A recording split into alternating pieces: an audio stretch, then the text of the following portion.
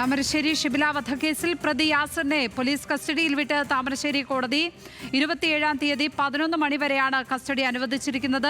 കൊലപാതകം നടന്ന കക്കാടുള്ള ഷിബിലയുടെ വീട്ടിലെത്തിച്ച് തെളിവെടുപ്പ് നടത്താനാണ് പോലീസിന്റെ നീക്കം. വിവരങ്ങളുമായി ലിനറ്റ് വർഗീസ് ചേരുന്നു. ലിനറ്റ്, ഇതിനോടകം എന്തൊക്കെ തെളിവുകൾ സമാഹരിക്കാൻ പോലീസിനായിട്ടുണ്ട്? എന്തൊക്കെയാണ് ഈ കൊലപാതകവുമായി ബന്ധപ്പെട്ട് പോലീസിന്റെ കണ്ടെത്തൽ ഉള്ളത് ഈ ഘട്ടം വരെ? ലക്ഷ്മി പത്മ, കഴിഞ്ഞ ദിവസമാണ് ഈ ഒരു ഷിബിലി വധക്കേസിൽ പ്രതിയായ യാസറിന് വേണ്ടി കസ്റ്റഡി അപേക്ഷ താമരശ്ശേരി പോലീസ് കോടതിയിൽ സമർപ്പിച്ചിരിക്കുന്നത്. ഇപ്പോൾ അത് താമരശ്ശേരി കോടതി പരിഗണിക്കുകയും 27-ാം തീയതി 11 മണി വരെ പോലീസിന്റെ കസ്റ്റഡിയിൽ പ്രതി യാസറിനെ വിട്ട് അയക്കുകയും ചെയ്തിരിക്കുകയാണ്.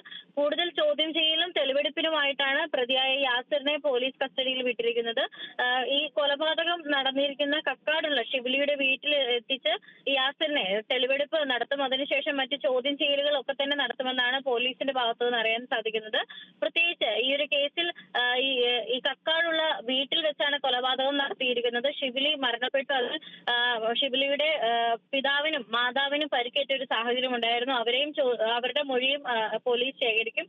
അതോടൊപ്പം ഒരു പമ്പിലെത്തുകയും വാഹനത്തിൽ പെട്രോൾ അടിച്ച് അവിടെ നിന്ന് പൈസ നൽകാതെ ഈ ഒരു യാസിർ ഒളിവിൽ പോകുന്ന ഒരു സാഹചര്യമായിരുന്നു ഉണ്ടായിരുന്നത് ഈ ഒരു കൊലപാതകത്തിന് ശേഷം. അതുകൊണ്ട് തന്നെ ഈ പെട്രോൾ പമ്പിലും എത്തിച്ച് ഈ തെളിവെടുപ്പ് നടത്തും.